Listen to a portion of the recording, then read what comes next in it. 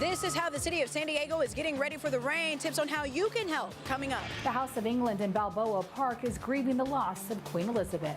San Diego's Land Use and Housing Committee voted on the Midway Rising proposal to redevelop the old sports arena site. We'll have the details.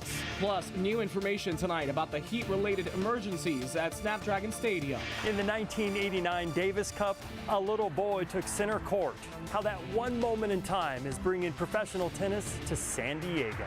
CBS 8 News, Live at 6, starts now.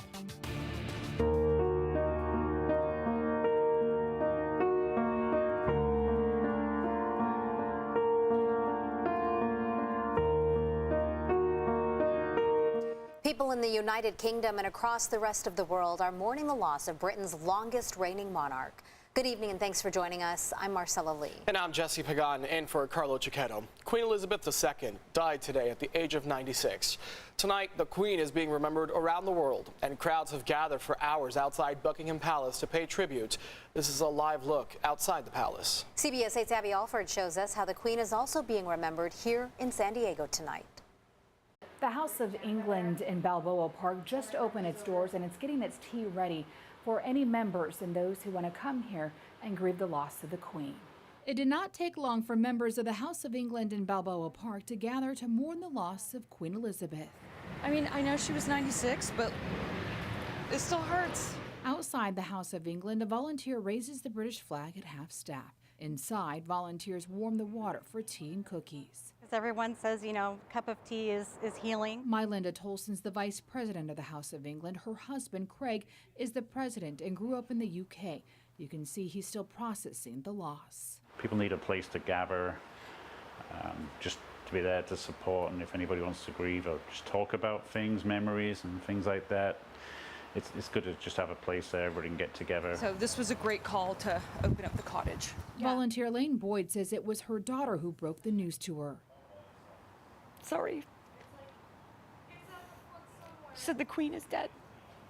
Although her daughter Claire is only 16 years old, she feels the magnitude of this loss. Like my heart dropped to the pit of my stomach. To hear that she was gone was to hear that like a piece of at least my heart kind of died.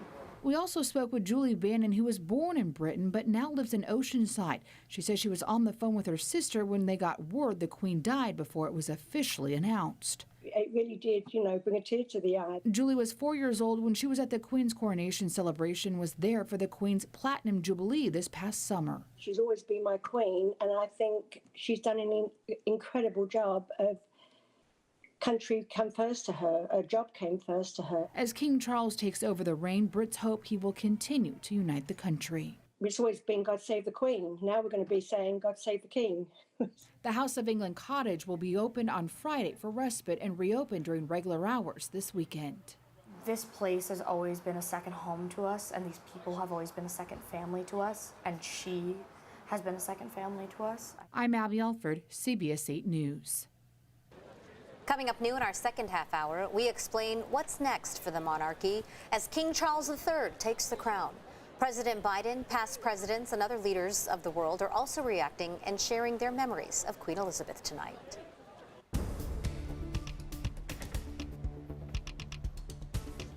Get ready for a little less heat and much more rain as we move toward the end of the week. Saw a few sprinkles already on my windshield. For the 9th day in a row, we are under a flex alert right now. It started about an hour earlier, though, at 3 p.m. and will last an hour longer until 10 tonight.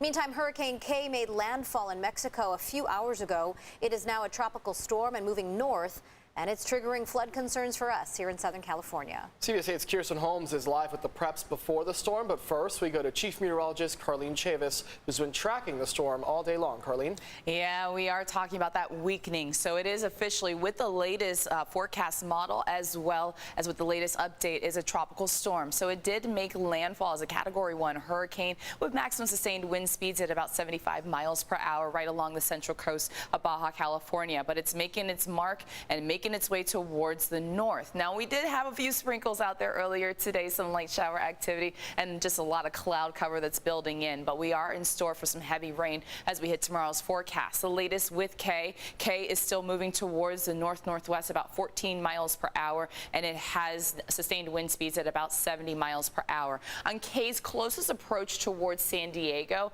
we're talking about it being roughly 150 miles towards the southwest. But it has a lot of moisture associated with it, and that's what's going to stream in across our area, bringing in showers. Also talking about downpours as well as flood concerns as we go into tomorrow's forecast. The key time frame looks to be about noon tomorrow all the way until 6 a.m. on Saturday. So we are going to be looking at those forecast models, breaking down the timing when it comes to that rain. But right now, we're going to go ahead and toss to Kirsten. CBS 8 Kirsten Holmes is tracking the weather and what local officials are doing to make sure that we are all ready. She joins us live with the details.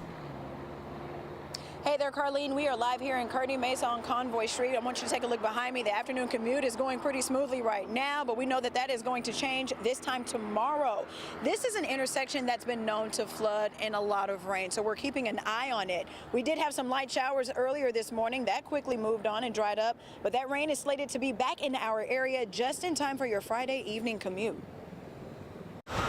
That's no secret, so we see it coming and prepare accordingly. Anthony Santa Croce with the City of San Diego says they're already getting ready.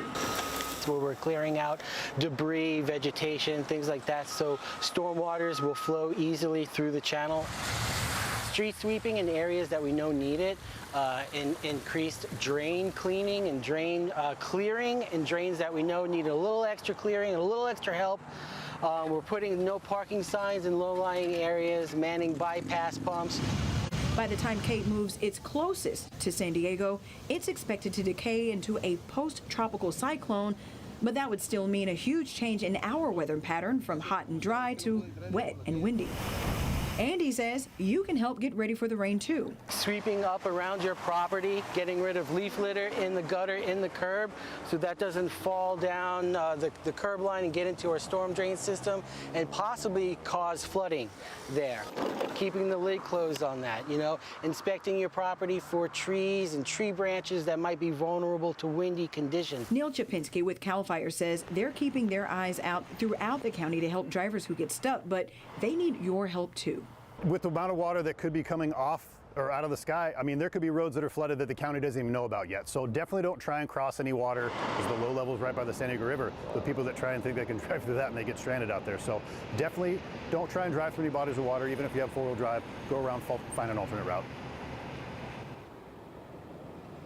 Okay, so the city and the county both have sandbag distribution locations set up all across our area. If you need that assistance, you can go to our website, CBS8.com, click on this story for a full list of everywhere you need to go. Reporting live in Kearny Mesa for CBS 8, I'm Kirsten Holmes. Back to you.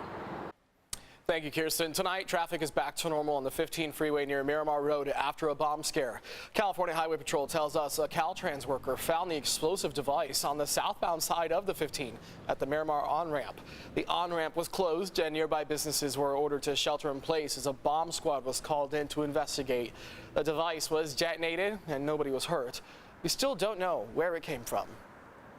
A team of developers is one step closer to winning the bid to redevelop the sports arena property. Today, the Midway Rising team won approval from a city council committee. Their plan includes a new sports arena, hotel, and thousands of homes, including affordable housing. CBS 8's Brian White shows us what happened at today's meeting and why there are questions surrounding the selection of Midway Rising.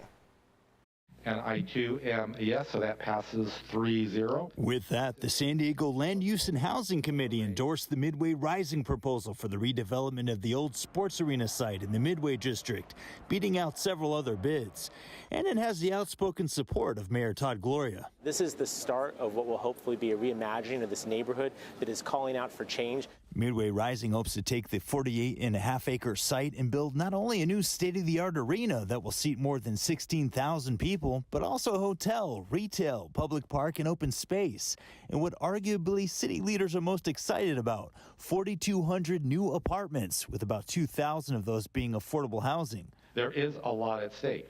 And for me, this is about selecting a partner for this ambitious plan and to foster the public's trust the city can and will deliver on real estate transactions. And for me, this is not about how many homes you promise, it is about how many homes you deliver. The development team is mainly made up of 3 companies: Legends, which will build and manage the new sports arena; Chelsea, which will handle the affordable housing units promised; and Zephyr, which will build all the other market rate housing, as well as the hotel, retail, and parkland. Councilmember LaCava had some questions about Zephyr's commitment to see it all through. We need assurance that the team in front of us is a team that will see this project through. Can you give us that assurance today? To your question, Councilmember LaCava, yes. CBS 8 had discovered litigation against Zephyr, calling into question how much due diligence was actually done by the city in vetting this developer. Can you share whether city staff have delved into these other disputes and whether they have a material impact on our decision today? We took a look at some of the cases. Some had been confidentially settled out of court,